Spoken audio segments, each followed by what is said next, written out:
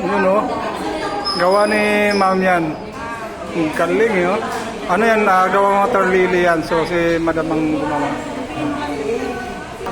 Maliit na bag. Ito po yung gawa din ni ma'am. Oh. Galing. Kulang na lang yan, hawakan. Hawakan na lang. Ito na lang hawak. Yun o.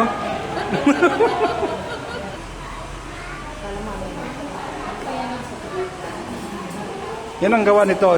Tatlo na yung gawa niya, no? Oo, ang bilis ah. Ito patalian namin nila. Tapos pag may butas na. Pag may butas na, sa kanya tatalian. Paano mag-uli? Ayun sila magkiragaw, ha?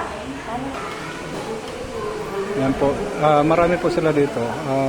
Ibang gawa ng kahit ano-anong bag, anong klaseng bag. So, yan po ang ginagawa nila ngayon. So, may awarding din po to kung sino yung mas marami at sino po yung mas maganda. Yan po ang bibigyan ng award. Katulad nito si nanay. Maganda yung gawa niya. So, siya po ay maganda-gandang award. Yan si mama. Yan sila ang gumagawa ngayon.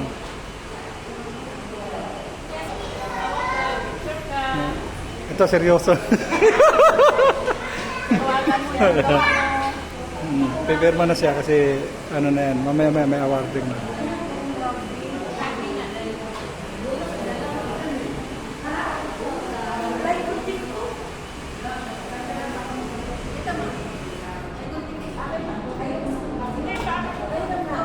Dito lang po yan sa Barangay Ligid, Kipas, Taguig. So, sa pamumuno ni Chairman John Joy Lonto.